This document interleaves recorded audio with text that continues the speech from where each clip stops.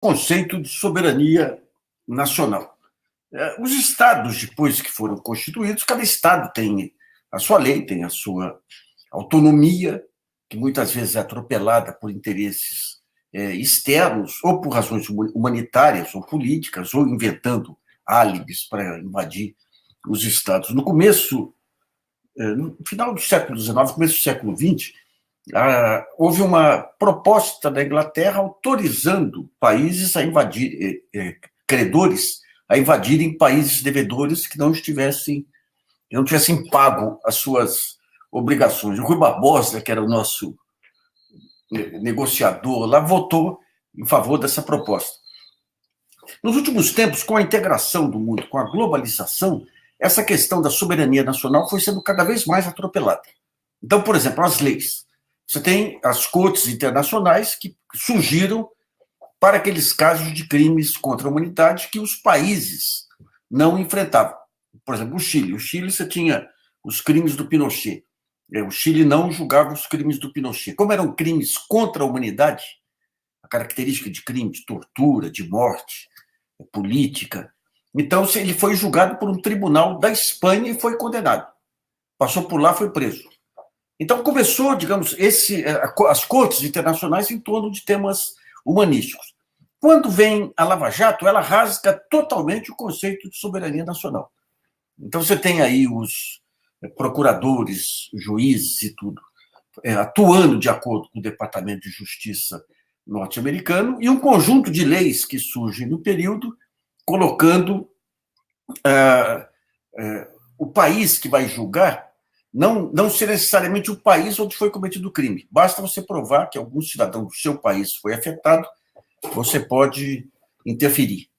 Então foi, digamos, essa estratégia que permitiu colocar empresas, cidadãos brasileiros para serem julgados nos Estados Unidos. Ou, no caso da FIFA, o FBI invadiu um hotel lá na Suíça e leva presos brasileiros para serem julgados nos Estados Unidos. Então, com a Lava Jato, isso aí escancarou. Nós tivemos casos aí do Sérgio Moro, um juiz de primeira instância, sabe? Primeira instância, lá no interior do país, autorizando um policial do FBI a emitir documentos falsos para uma operação X. Então, você tem todo esse jogo em que, nesse caso, ficou típico que, a partir do momento que você tem procuradores subordinados às orientações dos Estados Unidos, e como é que eram subordinados? Bastava lá o Departamento de Justiça, o DHS, levantar provas daqueles casos ou daquelas empresas que eles queriam atingir, que aqui o pessoal, sem nenhuma noção de interesse nacional, atuava seguindo essas orientações. Foi assim que colocaram interventores na Embraer, interventores na JBS, interventores na Eletrobras, aplicaram multas, interventores na Petrobras. Então, a Amazônia, digamos, dentro desse quadro, a Amazônia ela passa a ser considerada, tem uma discussão jurídica internacional para ser considerada patrimônio da humanidade. Então, essa história ela é o pulmão do mundo, então ela não pode, se algo aqui no Brasil afeta o mundo ou outros países, não pode ser considerado como um problema especificamente brasileiro. Essa é uma lógica. Nós tivemos aí o professor Stephen Waltz, da Universidade de Harvard, que produziu um artigo dizendo que isso pode até levar a uma guerra mais adiante. É um exagero nesse momento, mas mostra para onde que está caminhando a jurisprudência internacional nessas horas aí, nesses tempos de globalização. Então, a melhor maneira de preservar a Amazônia é preservando a Amazônia. Então, não dando motivos para que a Amazônia, o Brasil, a política ambiental brasileira, seja considerado uma ameaça à Amazônia. Qual que é a lógica do Bolsonaro? Outro dia eu expliquei aqui direitinho por que ele tomou todas essas medidas contra a Amazônia, discursos, toda essa verborragia inconsequente dele. Foi fechado um acordo com o Mercosul, a União Europeia, dando algumas prioridades para a Europa. Ele não queria estragar futuro acordo de livre comércio com os Estados Unidos. Então, ele começa a melar esse acordo da União Europeia naquele ponto mais sensível, que é o meio ambiente. Começa a fazer aqueles ataques destrambelhados, estimula com o seu discurso incêndios em toda a Amazônia, como está cada vez mais comprovado hoje, para tentar estabelecer, melar esse acordo sem necessariamente... Ele é um cirurgião que usa machado em vez de bisturi, né? É um troglodita, né? Um estúpido. Né? Mas o ponto central não é esse. Você tem interesse americano, você fala, então qual é o interesse? Pô, vai dar prioridade para a indústria europeia? Não, tem que dar prioridade para a indústria americana. Mas o ponto não é esse. O ponto é que toda a estratégia dessa ultradireita americana conservadora, que tem um ponto central da eleição do Bolsonaro, é antiambientalista. Vamos pegar 3 núcleos aí centrais das eleições do Bolsonaro. O próprio Bolsonaro, Steve Bannon, todos aqueles conservadores americanos ajudando a montar as redes de WhatsApp, as redes sociais. E você tem o MBL, Movimento Brasil Livre, que é bancado pelos irmãos Koch, já está comprovado isso aí. E esses irmãos Koch, eles já têm desde lá de trás aí o Partido Libertariano, que eles falam, que são contra qualquer forma de regulação, qualquer forma de política social, mas principalmente ele é a favor da revogação de todas as leis ambientais. Os Koch, assim como outros empresários da ultradireita, que voltam agora a ter espaço com o Trump, não tinham com o Obama, eles financiam projetos, inclusive, para tentar desmontar as teorias do aquecimento global. É uma coisa nítida. Então, você pega hoje a lei, o projeto de lei que está sendo votado no Congresso, quem é o relator? O Kim cata alguma coisa aí. Aquele rapaz aí do MBL. Ele é o relator colocado pelo Rodrigo Maia.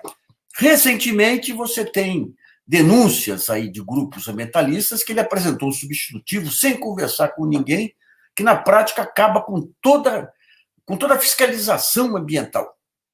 Então você vê que isso está bem nítido.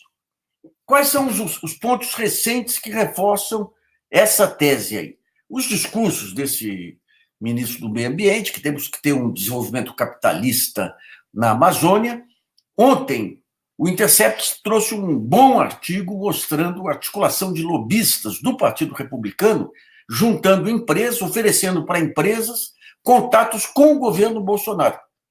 E esse fato é agravado hoje aí por uma matéria que sai no Globo, mostrando que o governo Bolsonaro, que hoje já atacou as reservas indígenas aí, planeja montar um grupo de trabalho com os Estados Unidos para discutir uma política ambiental conjunta. Está tudo nítido agora. Está tudo nítido. Qual o risco que você tem nessa história aí? O Trump passa. O Trump não é os Estados Unidos. As leis ambientais continuam. O Trump passa. Hoje nós já tivemos a Suíça ordenando aí uma reavaliação dos investimentos dos seus fundos no Brasil pelas questões ambientais. Hoje as maiores empresas globais, não esse submundo do Trump, que é muito similar ao submundo do Bolsonaro aqui. São aquelas empreiteiras americanas que entraram em guerras do Iraque e outras mais, aqueles grupos do Sul, os texanos de petróleo, todos que especializados em pegar países de governos corruptos e já fizeram isso na África, estão fazendo agora no Brasil, e tentar rapelar o país. Acaba o governo Trump. O que acontece com a herança que foi deixada na Amazônia? Daí entram as Forças Armadas. Você pega esse general Alberto Heleno, colocando a questão da Amazônia como se fosse uma questão de segurança nacional, e tem que ser pensada como questão de segurança nacional. Efetivamente. Efetivamente. Você tem interesses, desde interesses em relação ao meio ambiente, como em relação a petróleo no Suriname e outras áreas lá.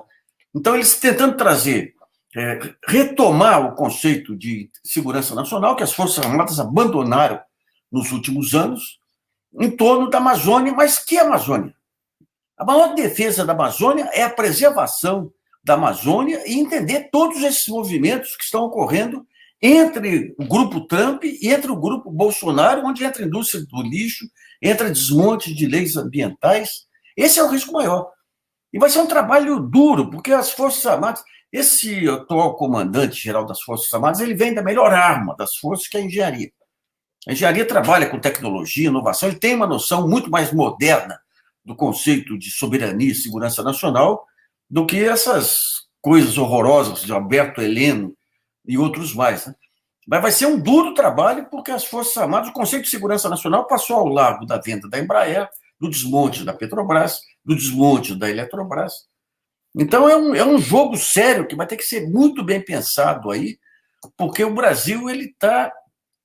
E daí comemora a vitória sobre o Macron, porque a Alemanha e a Inglaterra não toparam romper com o Brasil. É evidente que não. Um baita de um acordo como esse aí que escancara as obras públicas, escancara as importações aí de produtos industrializados desses países para o Brasil. E quem vai ser contra? Então, digamos, a questão do interesse nacional, esse pessoal do Bolsonaro tem uma lógica antinacional. Seria importante que as Forças Armadas começassem a tomar, e o Supremo também, o Supremo hoje tomou uma decisão importante, que foi derrubar uma das sentenças aí do Sérgio Moro, mas é importante que esse padrão Dias Toffoli de fazer coraçãozinho com o Bolsonaro seja substituído por uma atitude digna dos poderes aí. O Bolsonaro é um risco nacional. É um risco nacional, já repeti várias vezes aqui. Ele permite o aumento, a ampliação do poder do crime organizado e vai deixar problemas aí trabalhando com esses grupos, barras pesadas dos Estados Unidos, que vão afetar o Brasil pelas próximas décadas. Uma boa noite, pessoal.